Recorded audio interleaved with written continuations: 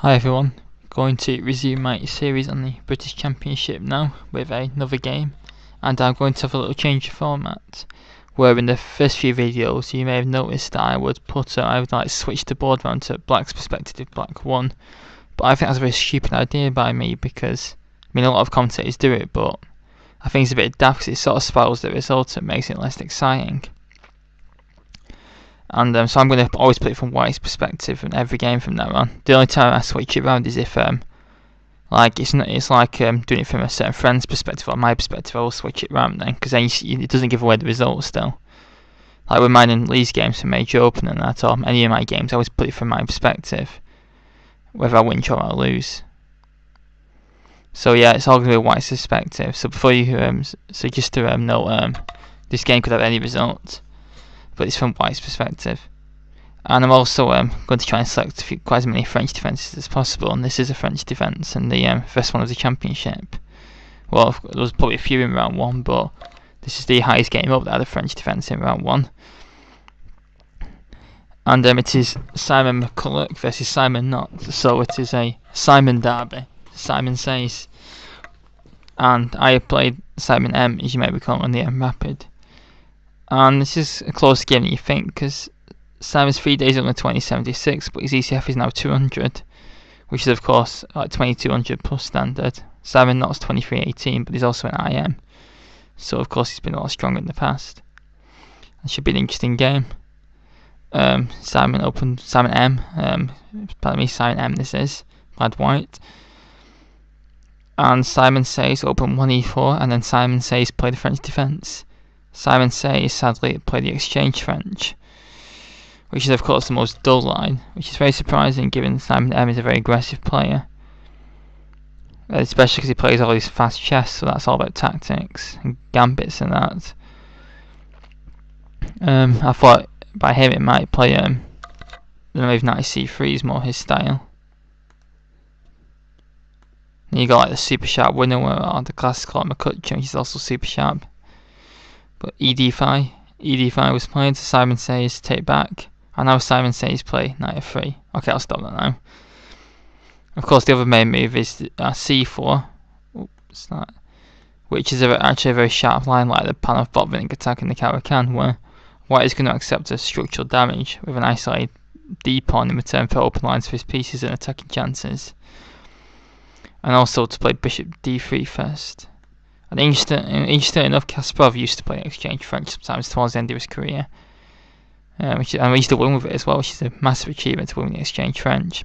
Because the reason it's not that good is because in a lot of French lines, black has a problem with his c8 bishop being blocked in behind a pawn, but in this line it's been solved instantly because the exchange ed5 has released it.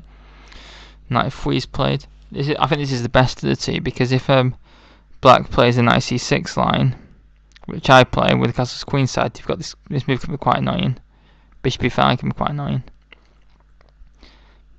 And after knight f3, the line I play is to play bishop d6, and say c3, knight c6, bishop d3, knight e7, bishop g5, f6, bishop h4, bishop g4, something like this, knight d2, queen d7, and both sides castle. Then we have a massive hack attack in this position with both sides aiming to checkmate the opponent's king, which unbalances it. It's good against low ratings because they want to draw usually with this. Knight f6 was chosen, and we actually have another. There's two main sharp lines to unbalance it for black, and we're going to see one of them in this position. And actually, in Brandon's first French video, we recommend castle queenside one, but in this one, he seems to have a different line, which you're going to see. It's sort of a reversed IQP attack line. Bishop d3, bishop d6, castles, h4 to stop any bishop g4 pins, and now c5, which is quite risky actually, because black's basically playing that 4c4 line and move behind. But it's actually quite good because it unbalances it, and black does get a lot of activity in return for the isolated pawn. dc5, bishop c5, knight c3. Maybe that's a bit inaccurate. I was thinking maybe playing knight d2 to b3 is a lot better, because then you can blockade the isolated pawn, because when you're playing against an IQP you should be looking to blockade it with a knight, and then swap pieces off and slowly pick it off and then ending. And it also controls black's e4 square, which is an outpost which now QP gives. So I think this is a bit inaccurate. h6, stopping it, Qc5 pins, Bf4 Nc6, but chances are about even. a3, h6, queen d2, so maybe sacks on h6 can be possible if black's not careful. Rook e8, but in this position I don't think it's anything special. Oops, not that. Because black can just retreat his bishop back to stop any nasties and white shoots a piece down. Rook f1, taking charge of the e-file. Bishop e6, blocking e-file, preventing piece exchanges. Rook ad1, rook c8, and now rook e2, which I do not like very much. Because white's just played rook d1, so if you're going to double rooks on the e-file, you might as well just keep the rook on a1, but it seems that that's not actually the idea of the move. b5 is played, and now the queen goes back to c1 for some reason. Don't understand that. Bishop f8. Recycling the bishop because now the rook on e2 is protecting the f2 point, so it makes less sense to put the bishop there. And black has aggressive intentions of pushing the g pawn, which is very aggressive for Simon Knott, who's usually considered a rock solid player. Knight e5, because one of white's plans in exchange ventures to stick a knight in on e5. Paul Morphy used to win many games doing that. Now black plays knight a5, which puts the knight in the rim, but the knight is destined for the c4 square. White can't play b3 because the c3 knight is on prise then. More reason why knight c3 was not a good move. Queen comes into d2, which practically states that white is going to give his bishop pair up to get rid of that knight, which he does. Which is double-edged, because the bishop pair could be quite important in this position. But on the other hand, white's knight is a lot stronger now and black's knight is gone. And it also weakens the a6 pawn, makes it isolated, so it's double-edged, that move. And now queen e3, so the queen's gone from like c1 to d2, d2 to c1 to d2 to e3, which is probably too many queen moves, but it still seems about equal, this position. Now the very aggressive g5 is chosen. Keep the bishop back, and now bishop g7. And now a very interesting move is played by white, where he sticks his queen on a7, trying to probe this newly created weakness on a6 and take advantage of the benefits of bishop c4 earlier. The pawn is quite easy to defend, but the queen can be quite annoying. And he's also teaming up with the knight on to attack f7. Rook a8 is played. The queen goes back to c5. So white's queen's getting active. Now queen c8. Let's offer a queen swap. And now maybe knight c6 could have been played, sticking the knight in an active square. Maybe playing stuff like bishop d6, knight e7, and white might have some pressure here. Maybe queen b7 to attack.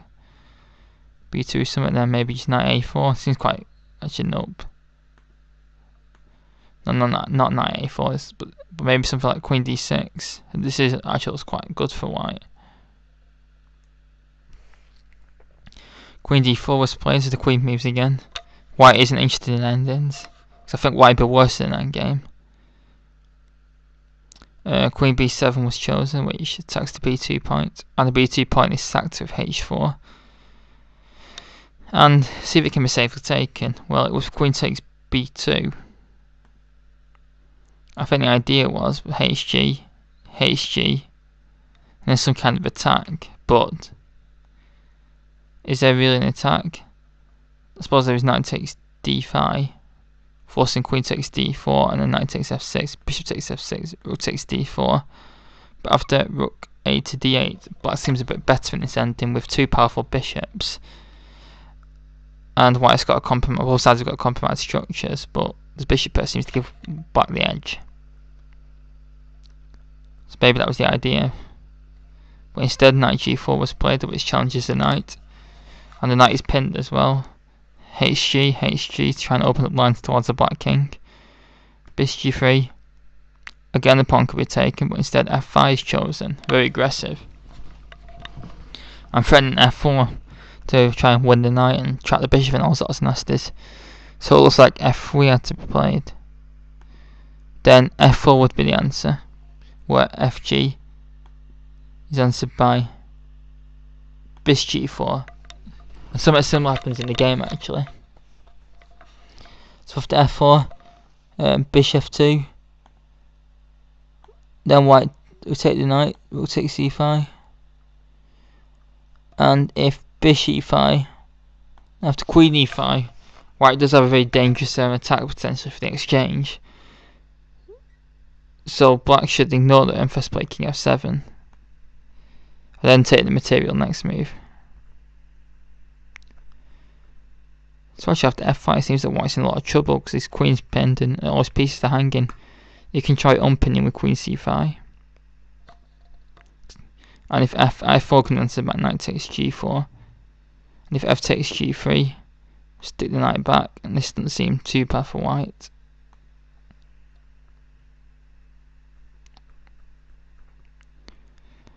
And if bishop g4 is played,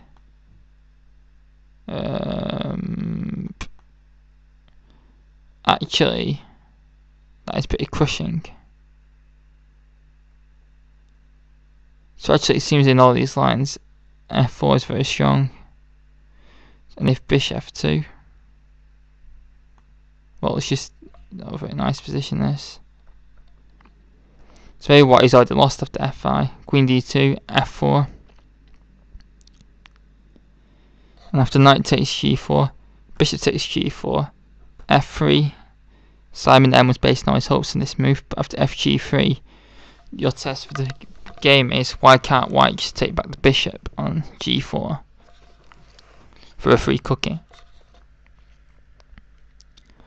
Well, Simon says you cannot take bishop because if you take bishop, then this is a very nasty check that comes out of absolutely nowhere. And in fact, white has to toss a full rook away on f2 to avoid mate because there's no way to actually block.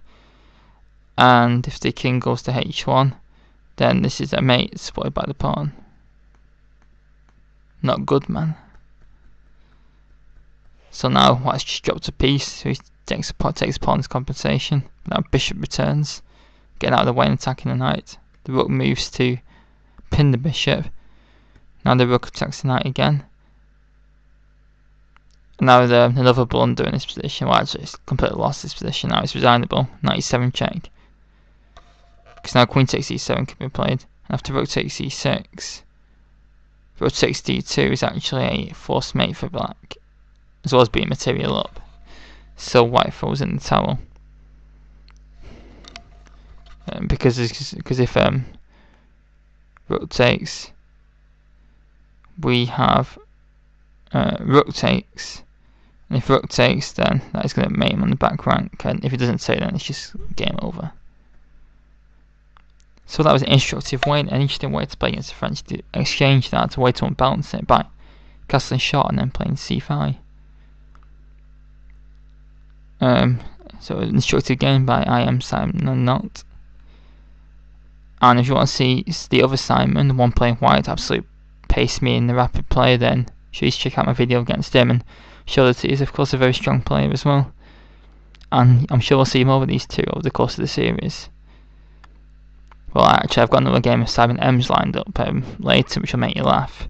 But for now, hope you enjoyed this game, and please leave any comments and thoughts. Thanks very much.